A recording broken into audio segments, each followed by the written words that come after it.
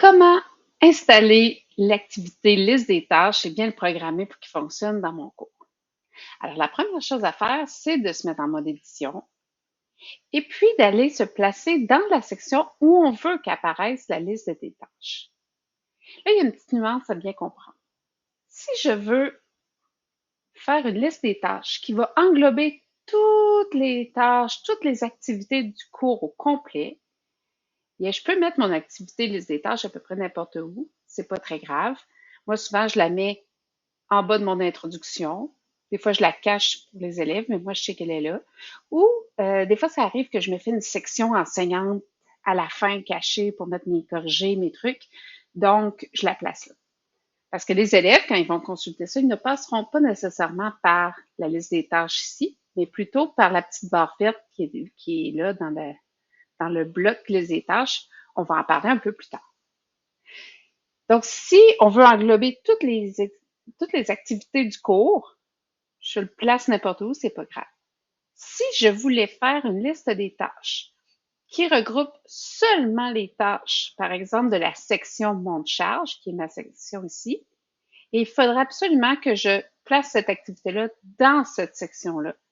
Et là, ça irait chercher juste les activités de la section. Je vous fais l'exemple comme si on voulait avoir toutes les activités de tout le cours.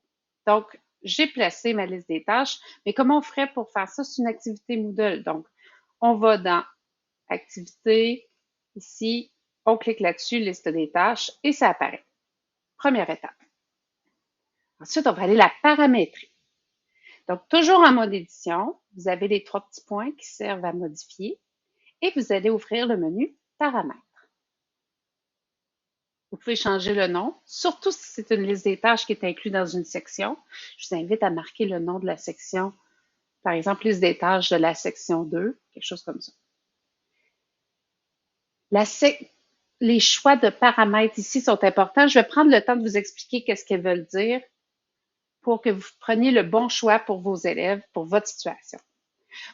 Moi, je travaille au secondaire avec des élèves qui travaillent de façon autonome dans mon cours et je veux être capable de savoir mes élèves, est-ce qu'ils ont terminé le travail? Est-ce qu'ils ont tout fait le travail que j'ai demandé?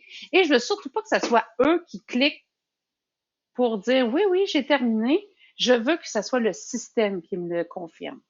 Je veux pouvoir me fier à ça. Si c'est pas exactement votre cas, ben, vos paramètres vont être différents des miens. Pardon. Mais voilà, je vous explique qu'est-ce que veut dire chacun des paramètres. Donc, l'utilisateur peut ajouter ses propres éléments. Ça voudrait dire que l'élève peut ajouter des choses dans la liste des tâches. Dans mon cas, c'est pas ce que je désire. Moi, je veux vraiment que moi, prendre le contrôle de la liste des tâches et décider de ce qui est important et de ce qui l'est moins. L'utilisateur peut ajouter ses propres commentaires aux éléments de la liste de tâches. Je ne laisse pas les élèves dire de commentaires. Donc, je laisse ça comme ça. Mise à jour par. Ça, c'est important. Je vous invite à mettre seulement l'étudiant. Et oui, je vous ai dit, je ne veux pas que mes élèves puissent cliquer eux-mêmes.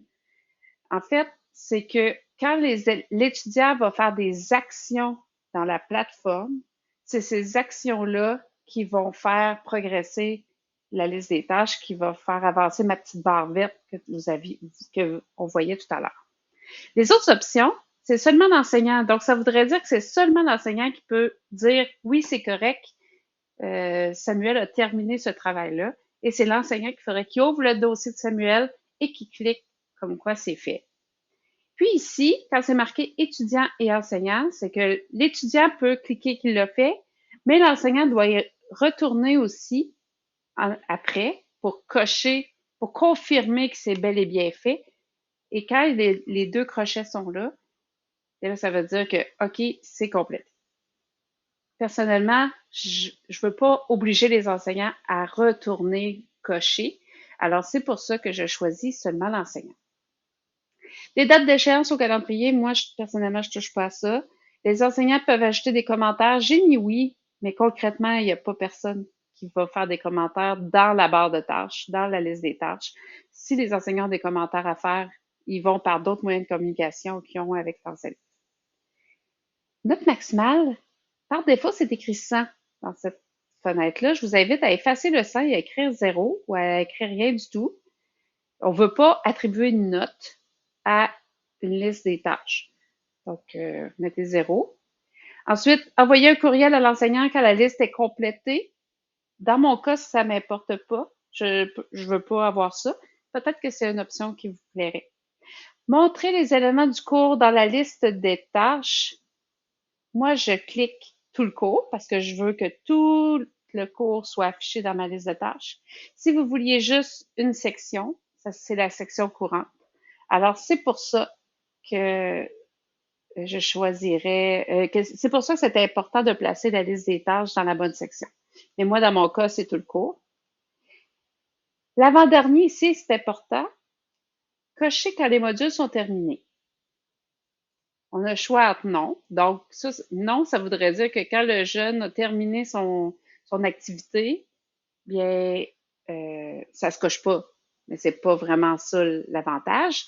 Moi, je vous conseille de mettre oui, ne peut pas remplacer. Oui, ça veut dire que oui, ça va se cocher tout seul.